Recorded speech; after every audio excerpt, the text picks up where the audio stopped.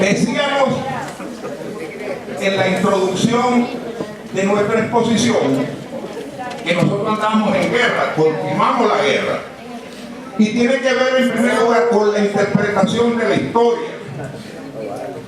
Esa interpretación que nos la impuso, por supuesto, España, y España se fue, pero nos dejó los pilares de la dominación ideológica a través, en este caso, de esas dos patas que son la Academia de la Historia y la Academia de la Lengua. Es decir, esas son las dos vertientes fundamentales de la dominación ideológica y de la dominación cultural en cuanto a la interpretación de la historia. ¿Por qué?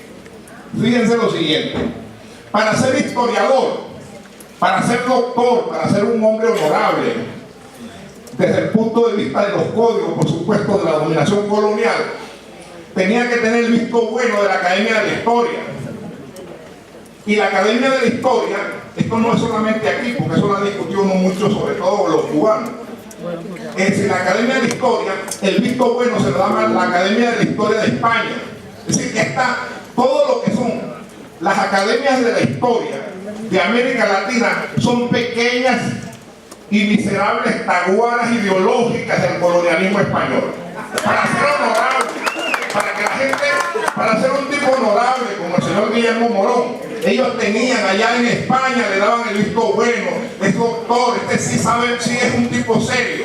Pero al mismo tiempo la Academia de la Historia tiene el dominio de las distintas escuelas de historia de todo, en este caso de Venezuela, la Escuela de Historia de la UCE y todas las escuelas de historia de todas las universidades, más de toda América Latina igualmente. Es decir, el pedagógico, los esquemas, es el modelo, es el paquete de la colonización, la manera de cómo entender el manejo de los archivos coloniales, las llamadas fuentes primarias, el manejo, todo eso tenía que ver con España. Y ahora que está por aquí una camarada, una hermana indígena, por ejemplo, un problema muy serio que tuve yo con Brito Figueroa, porque él es, a pesar de su enfoque, que él decía que era marxista, yo le decía que no era marxista. Le dije en unos pasos: mira, tú tienes un libro que habla de los esclavos libres en Venezuela. Los esclavos libres. ¿Quiénes son, Brito Figueroa, los esclavos libres? Para ser un esclavo libre era que España, la corona, le daba un papel donde decía: este negro es libre, si ese negro. Hasta la comisión que anda por ahí investigando el problema afroamericano. Porque ellos ven a los negros como un paquete donde todos los negros son buenos, hay negros malos y hay negros buenos, como hay indios buenos y hay indios malos. Y como hay blancos buenos y hay blancos y hay mestizos, en la sociedad dividida en clases, hay eso. Entonces, ¿qué ocurre? Ese libro ideológicamente tú le estás dando la certificación, le decía yo a él, a la dominación colonial española. ¿Quiénes serían los negros buenos? Los negros verdaderamente libres serían los cimarroneros, los grupos rebeldes, alzados, que crearon forma societaria de vida autónoma del Estado colonial. Ahora, desde el punto de vista de la lengua, la Academia de la Lengua certifica. Usted sabe que dentro de la élite, dentro de la dominación y dentro de la purificación y la elevación de los espíritus intelectuales, si la Academia de la Lengua es, la gente se mata y no entra todo el mundo. Para llegar a ser académico de la lengua es el manejo del castellano, de la lengua, de la purificación suprema. Pero esas dos herramientas siguen entrampando ideológicamente desde la que siguen representando, siguen interpretando la historia desde el punto de vista del colonialismo y de la dominación. Si no, pregúntenlo en Cumaná, que ahora con el 5º centenario de Cumaná siguen el enredo y cada vez enredan más. ¿Por qué? Porque además de la dominación colonial española, está la dominación imperial de Estados Unidos y todos los que de eso vamos a hablar más adelante. Bueno, entonces, estos elementos primarios nosotros debemos tenerlos claros para entender el problema de la historia. Es decir, aquí se dieron procesos en América y hubo distintas formas de organización de las distintas sociedades del continente. en el caso nuestro, nosotros hemos hecho el énfasis fundamental en el estudio de lo que se conoce como la familia lingüística, pues aceptando ese término, Caribe y la Arahuaca, es decir, los guajiros, pues vamos a darle ese nombre. Esas dos familias son fundamentales para entender la identidad del pueblo venezolano. Entonces, ¿qué pasa? El primer problema que debemos entender cuando iniciamos el estudio de la historia tiene que ver con que en América, o en el caso concreto de Venezuela, habían pueblos que tenían miles de años de existencia, mucho antes pues de la presencia europea, que tenían una concepción filosófica, que tenían una concepción de la medicina, desarrollaban la medicina o la etnobotánica, todo ese proceso, tenían formas de vida, y esas formas de vida fueron suplantadas por la dominación española, tanto desde los pueblos que llaman la antropología convencional, habla de altas culturas, esas presuntas altas culturas, hasta los pueblos como en el caso de los caribes o en el caso de los arahuacos, que tenían formas de vida diferentes. Esa gente por lo menos tenían todo lo que significa las interpretaciones en cuanto a las formas de vida y a la posibilidad pues, de continuar un desarrollo social y vivir en felicidad y en paz. Entonces, ¿cómo hacemos para entender eso? Todo eso fue suplantado por España. Por ejemplo, uno de los requisitos fundamentales que estableció el rey de España a partir de la llegada de Colón y su gente al continente era que había que la gente que venía, los llamados cronistas, debían seguir un formato. Ese formato que debían seguir los cronistas, ese formato implicaba que era necesariamente la defensa de la corona española y la defensa de la religión, es decir, la Iglesia Católica, pues eso era fundamental. Y no se decía cronista. El concepto, la palabra etimológicamente originaria que le dio vida a eso es coronista, defensores de la corona. Es decir, nadie que no defendiera la corona no podía ser coronista. Entonces, imagínense ustedes cómo podía una gente hablar de los pueblos indígenas, además de paso, para editar un libro, estaba la Santa Inquisición, habían los representantes de la corona española, estaban los representantes de la Inquisición, que debían analizar si había alguna idea, alguna palabra, algo que afectara a los intereses de la Santa Inquisición, de la corona española y de la Iglesia Católica. Ese libro era quemado si es posible con el autor, si no salía. Entonces, ¿cómo hacemos nosotros dentro de esa dinámica para buscar un perfil que nos acerque a la comprensión de una manera diferente de entender la historia de Venezuela? Es decir, lo planteamos nosotros en nuestro trabajo, otros investigadores que estuvieron trabajando eso mucho antes que nosotros, porque la gente que se ha propuesto trabajar, trazar una perspectiva nueva, esa ha sido golpeada por todos. El caso por lo menos de Gaspar Marcano, un venezolano en Francia, que casi todas las maestras, no sé cómo será la cuestión actual, ¿no? y los maestros hablan de la teoría de Paul Rivet, es decir, en relación con el hombre americano, que se apellida, Arditla, pero poca gente sabe que una de las fuentes fundamentales a través de la cual formó su pensamiento Rivet fue justamente Gaspar Marcano. A Gaspar Marcano le exigieron en Francia para que darle todos los honores y que renunciara a su nacionalidad como venezolano, porque si no iba a seguir pelando, que él, para ser un gran y tener honores en el gobierno francés, él dijo que él nunca aceptaría perder su nacionalidad. Él era venezolano, nació aquí en Caracas y él moría como venezolano. Eso le costó a él que su obra fuera sepultada. Muchos la usaron y él es el padre de la antropología en Venezuela, el creador.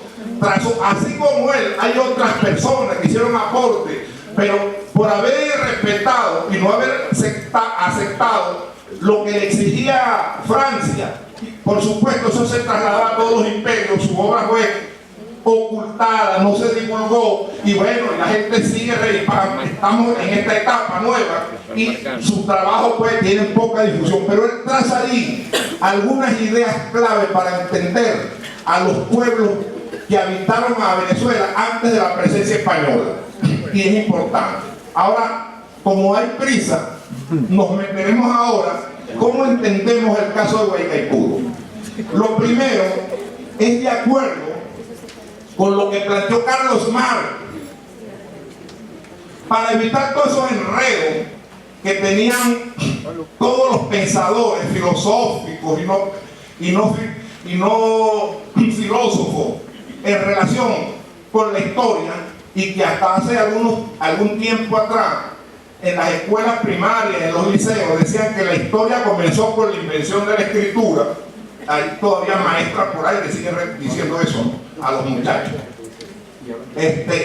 Bueno, ese esquema Marx acabó con eso a través de su obra La ideología alemana, con una frase solamente.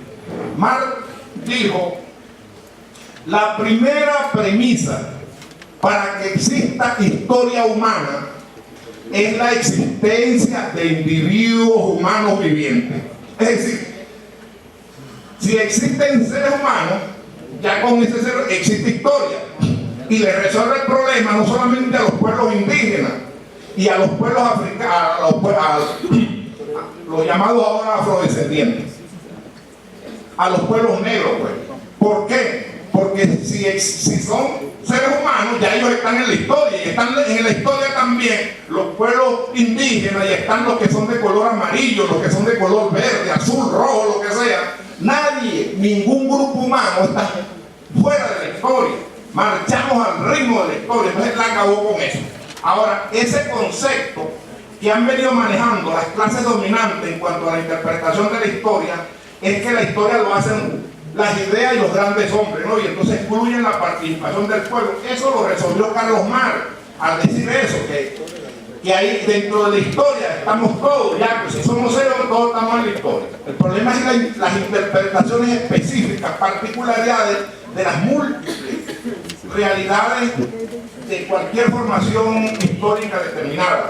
Eso es muy diferente. Bajo esa perspectiva, nosotros intentamos entender el problema de la historia venezolana de una manera diferente. ¿Cómo lo entendemos? Trabajamos muchos años tratando de entender a los pueblos indígenas, y viajando, el mismo Saúl, con él en algunas ocasiones nos encontramos en algunos eventos en esa búsqueda, pues, y ese espíritu de buscar una nueva manera de entender a las ciencias sociales en su conjunto. Ahora, ¿qué pasa? Tenemos el gran dilema, que es que los pueblos indígenas venezolanos no desarrollaron la escritura como sistema de comunicación. Es decir, los pueblos indígenas no desarrollaron la escritura, y aquí debemos hacer un corte también, porque hay por ahí un gran contrabando donde hay algunos amigos, otros no son amigos nuestros, presuntos arqueólogos, donde ellos presentan por ejemplo, los petroglifos. Ellos presentan a los petroglifos que eso tiene que ver, que hay una continuidad histórica en las inscripciones o las escrituras en piedra con los pueblos que encontró Colón. Sí, eso es normalmente, hay gente que data desde el punto de vista cronológico, dice, bueno, la presencia humana en Venezuela, eso tiene 15.000 años, 20.000 años antes de Cristo, pero eso es una gran mentira. Los pueblos indígenas y los sabios indígenas dicen que eso no tiene nada que ver con ellos, que eso fue alguno de los registros que uno ha hecho de la memoria colectiva con algunos sabios indígenas. Dice, bueno, eso no tiene absolutamente nada que ver. Ese amigo de ellos dicen que esa escritura la hizo alguna gente antes que ellos, que vivieron en este espacio geográfico, pero que se fueron. Eso no tiene nada que ver con ellos. Se fueron, dicen ellos, por los caminos de la selva, posiblemente por los caminos de las aguas, mares, ríos, lagos, o posiblemente por los caminos del aire. Eso lo dicen los sabios caribes nuestros, que no tiene nada que ver. Entonces ellos dicen, si nosotros, una lógica, una cosa muy sencilla y muy elemental, si nosotros hubiéramos hecho esos petroglifos, así como nosotros hacíamos chinchorro, nuestros abuelos hacían chinchorro cuando llegó Colón, y hacíamos una cesta, y hacíamos esa cosa, nosotros seguimos haciendo chinchorro ahorita, seguimos haciendo cesta, en fin. Nosotros también supiéramos cómo escribir, pues, qué dicen esas piedras, cómo se interpreta, y tuviéramos el conocimiento del manejo de la técnica de los petroglifos. Eso es muy sencillo. Entonces, arqueólogo, antropólogo, historiador que siga diciendo eso, le están mintiendo.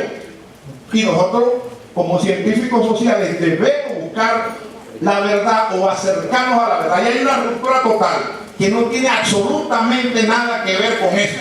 Y eso debemos seguir profundizando en el ámbito de la investigación. Ahora, dentro de esa dinámica, nos encontramos entonces con la clasificación que han hecho los historiadores convencionales, pues el paquete completo. Vamos a meter en el mismo paquete desde un Guillermo Morón y otra gente, pues, tanto la concepción de la derecha o algunas interpretaciones erróneas que han habido desde el punto de vista marxista. Es decir, ¿cómo hacemos nosotros para trabajar? ¿Cómo trabajamos en la fuente? Hay que inventar. Los archivos son fundamentales, el manejo documental como fuente primaria, lo que dejaron los españoles. Pero ¿qué escribieron los españoles ahí con respecto a los indígenas? Que son flojos, que son feos, que son mala conducta, que yo no sé quién. Y todos esos informes expresan la versión española, en este caso eurocéntrica e hispanocéntrica. Entonces manejemos el eurocentrismo y el hispanocentrismo como concepción genérica de totalidad en cuanto a la interpretación de las ciencias sociales. Y por otro lado, ahí hay un conjunto de documentos. Entonces hay que inventar técnicas, que es la propuesta que uno viene haciendo de hace más de 30 años en cuanto al manejo de los archivos coloniales, que es la metodología de la contrafuente. Los archivos coloniales presentan un conjunto de datos, de pistas en relación con los indígenas. Por ejemplo, dicen, esos indios eran mala conducta. Nos decían, por lo menos en el caso de Guaycaipuro, muchos documentos sobre Guaycaipuro, donde dicen que Guaycaipuro se vestía de los comandos suicidas, de eso vamos a hablar más adelante, de Guaycaipuro, se disfrazaban de mar, se ponían un disfraz de planta, y ellos, por supuesto, quien haya ido a montaña sabe que en los desplazamientos de la montaña el ojo humano hay un momento que llega a confundir las distancias y no ve todo el tiempo viendo el mismo paisaje. Y entonces resulta que eso lo manejaban la estrategia militar y de guerra de Guaycaipuro, eso lo manejaban ellos muy bien. Y cuando los españoles llegaban a determinados espacios, creían que eran matas, y actuaba Guaycaipuro con sus flechas, con su lanza, con sus macaneros, y exterminaban a alguna de la gente de los invasores. ¿Me explico? Ahora ellos dicen, ay, encontramos un documento donde se demuestra que los indios son mala conducta, y aquí está, y viene el certificado de España, y estuve en el archivo ahí, es una primicia, y entonces ¿entiendes? Se dan golpes de pecho, ahí se da cuenta que los indios son mala conducta, y así como entonces ¿dónde está la interpretación de la fuente, del registro? Entonces, ¿cómo hacemos para entender esas cosas? Y así se van a encontrar con la presencia africana, los negros, pues. Los negros, lo mismo, decían, ay, ese negro Miguel era malo y de paso un brujo, y era malo y tal, y entonces todo ese, y así se va a encontrar la gente rebelde que se enfrentó al colonialismo, a la dominación. Esa gente son los malos, son los destruidos. Ahora, ¿qué pasa? ¿Qué pasa? ¿Cómo hacemos nosotros para entender el caso de Guaycaipuro? Hay que entender la cosmogonía. Desde el punto, hay dos elementos que son fundamentales para entender la historia y la vida de los pueblos indígenas ancestrales. Tiene que ver primero con la lengua, el manejo de la lengua. Es decir, y tiene que ver con la visión cósmica, desde el punto de vista, los mitos primarios de creación, pues, o la cosmogonía, la cosmovisión, como quieran, no vamos a enredar por eso. La manera como ellos entendían el universo. ¿Por qué? Porque en la medida que ellos tenían su interpretación del cosmos, de esa manera se organizaban socialmente. Por ejemplo, para simplificar, si ellos decían en luna llena, tal, vamos a poner, esto no es así, pero como ejemplo, para ejemplificar, los mangos, en el tiempo que hay luna llena, los mangos van a salir torcidos, ¿no? La cosecha se va a perder. Entonces ellos no sembraban mango en ese proceso, en ese acto. Ellos tenían una concepción desde el punto de vista cosmogónico, tenían una clasificación desde los ciclos lunares, los ciclos solares, y sobre esa base se organizaban y se estructuraban. Tenían su visión del universo. Ahora, ¿qué pasa? Hay diferencias que es importante aclarar. Así como los caribes tenían una interpretación de la sociedad, del mundo, del universo, y se organizaron de esa manera, que después vamos a llegar allí. Los arahuacos, ese es el otro paquete que tienen los historiadores, que es el enredo que tienen, perdón, los paisanos míos del sur, pero en Cumaná es el mismo berenjenal que tienen. En relación con la interpretación de los pueblos indígenas que hubo en el estado Sucre, ellos no entienden que Colón, cuando llega al continente, Colón ni ninguno en la primera fase, pues, sabían hablar las lenguas indígenas. En este caso, Colón choca con los taínos, es decir, hace contacto. ¿Quiénes son los taínos? Ese mismo enredo lo tenían los cubanos. Ahorita satisfactoriamente estamos viendo que hay cambio. Los taínos, ¿quiénes son los taínos? Son de la familia lingüística arahuaca, son los mismos guajiros. Los siboneyes, esos que hablan y toda esa, una cantidad de variantes, forman parte de los arahuacos, que tenían una lengua madre y que habían variantes dialectales, y esto es sumamente importante para entenderlo en el ámbito de las ciencias sociales. Variaciones dialectales. Colón, cuando llega a sus primeros contactos, los establece allí en lo que llamaban la isla, ¿cómo se llama esa isla? De San Salvador puso. La Bahamas, ya.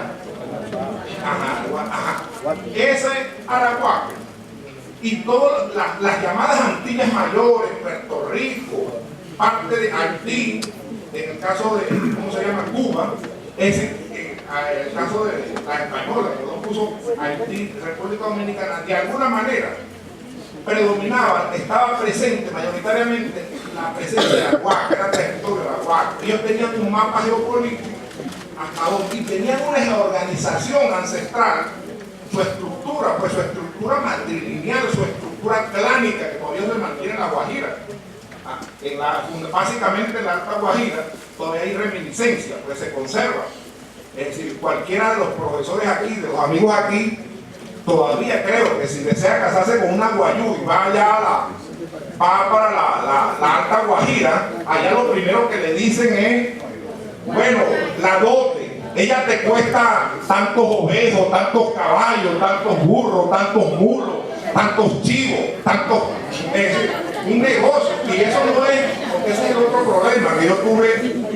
Uno le explicaba a algunos amigos, incluso Guayúa, a una gran amiga del amigo Saúl Rivas, que eso no es culpa de Cristóbal Colón, porque aquí fue el otro contrabando, todas las culpas de todo lo tiene Colón. No, cuando ustedes estudien los diarios de Cristóbal Colón, se van a dar cuenta quiénes, cuando se le hundió el barco a Colón en la Santa María, allá en Haití, quienes lo ayudaron honorablemente a cargar y estuvieron hablando de mecate a Colón para que construyera el fuerte de la Navidad. En el diario, en la documentación, las fuentes primarias, ahí está registrado. Los guajiros, pues los taínos, que son los mismos guajiros, ellos también es el mismo equipo. Ellos tienen, para ellos hay un